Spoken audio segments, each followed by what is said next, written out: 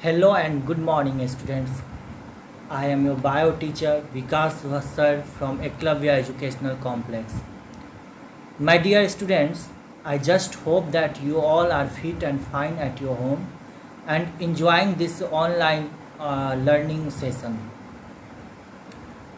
My dear students, the whole world is right now facing this pandemic situation, and in this pandemic situation, you have to strictly follow this COVID appropriate behavior. Along with that, you have also take care of your health and your health of the family members. So dear students, in last video class I have just teach you about the transportation system in plants, how the xylem and phloem is responsible for the conduction of water and food materials inside the plant. Now in this video class I am just going to teach you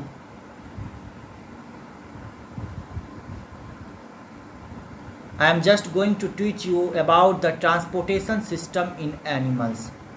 Before that, I'm going to explain what is transportation. So what is transportation means the process of movement of substance from one place to another place, that is known as transportation. And this transportation is necessary for the living organisms. Why it is necessary? Because it helps in the movement of the food particles to each and every part of our body. It also helps to transport the hormones, essential nutrients, enzymes, as well as it also carry oxygen. Means this transportation helps in the fulfill the requirement of oxygen in each and every cells. So in this sense we can say it as transportation is necessary for all the living organisms, and yes, it is a important life process. So in this video classes we are going to study about the transportation in animals.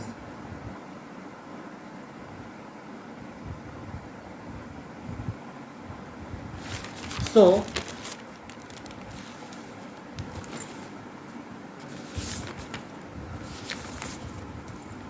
the main transporting system in human being is blood circulatory system.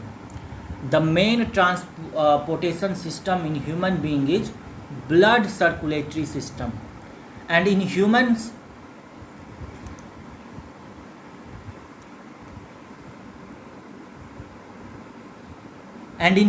beings, circulatory system that carries blood, which carries oxygen, digested food and chemicals like hormones, enzymes to all parts of the body. It also takes away all the waste products like carbon dioxide, urea, which is produced by the body cells during various metabolic reactions. Then the circulatory system of human being consists of heart, which is a muscular organ, blood vessels and blood. So these are the three main constituent part of our circulatory system. Now one by one we are going to study about the structure of heart, function of heart, how double circulation takes place, how pulmonary circulation takes place, what is heartbeat, and all that, blood vessels and as well as blood. About the blood we are going to study one by one in step wise. So first of all, heart. So this heart is a triangular in shape. What is the structure of heart? Means this heart is triangular in shape, and it is made up of a special muscle tissue which is known as cardiac muscle tissue. And the heart has 4 chambers. The human heart have 4 chambers or 4 compartments, which is known as chambers. means upper two chambers and lower two chambers.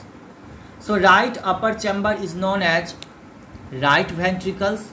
Right upper chamber is known as right auricles or right atrium, and the lower right chamber is known as right ventricles. Likewise, left upper chamber is known as left atrium and left lower chamber is known as left ventricles.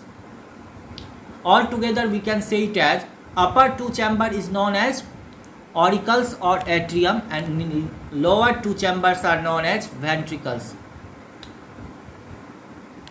And on the basis of the direction, we have divided this chamber into 4 different parts: right auricles, left auricles, right ventricles as well as left ventricles.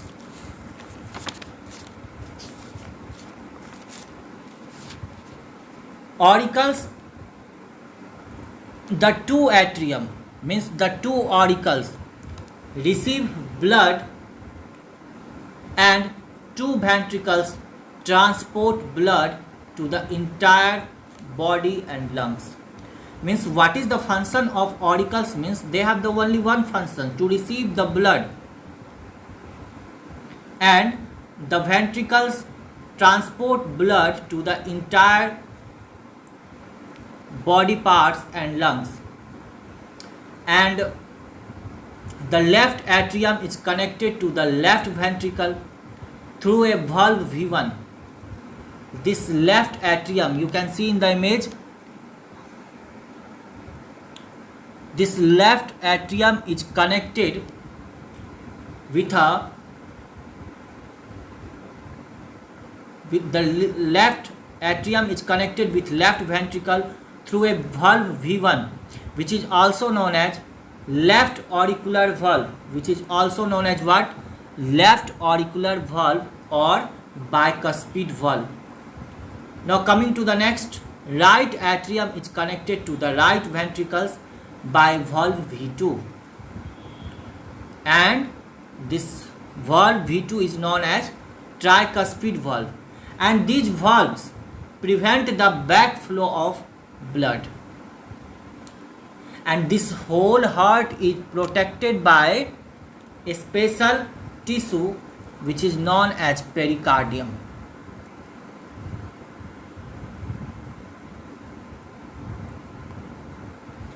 This whole heart is protected by a special type of tissue which is known as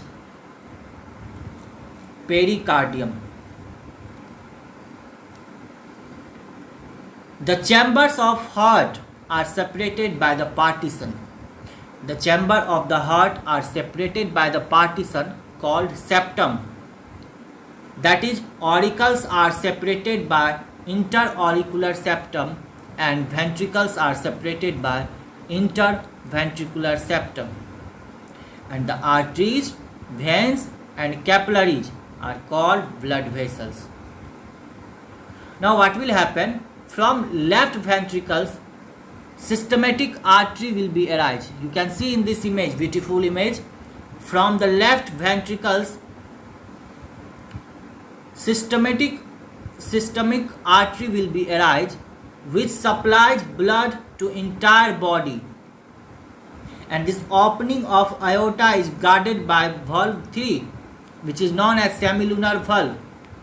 From the right ventricles, pulmonary artery will arise, which goes to lungs for the oxygenation processes, and it is also guarded by valve 4, V4, which is known as semilunar valve or flap.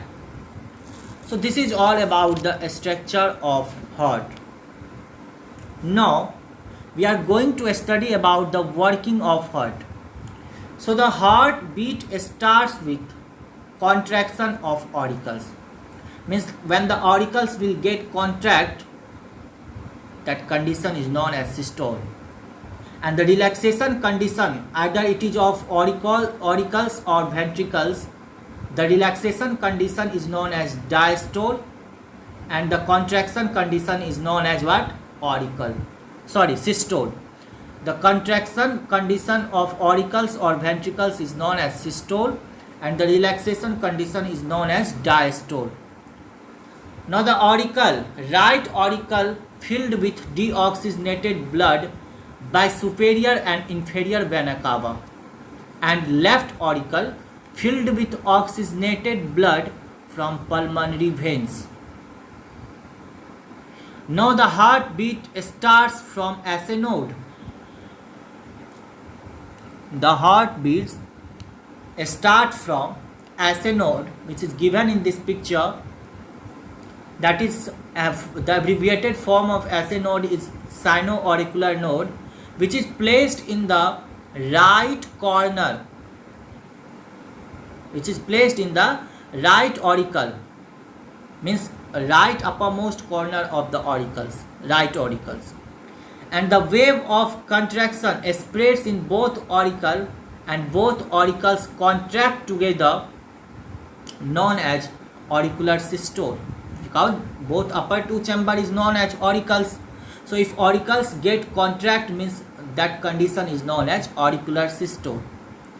Now during auricular systole, left auricles gives oxygenated blood to the left ventricle, and right auricles give deoxygenated blood to right ventricles. And the second way of contraction starts from AV node, that is auriculoventricular node, situated in the right atrium near to the lower interauricular septum, and this contraction is spread to the wall of ventricles. Now what will happen? Ventricles will contract, which is known as ventricular systole. Now when the ventricles contract, the auricles is in the relaxed position, which is known as auricular diastole. So during ventricular systole, blood from left ventricles enters the systemic aorta, which supplies blood to the entire body, and blood from right ventricles enter the pulmonary artery and goes to lungs for oxygenation. Now the ventricular diastole starts, and this whole process is repeated continuously.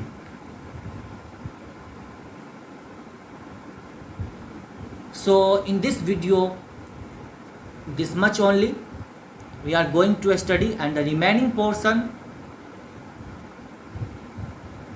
we shall study, or I will teach you on the next video classes.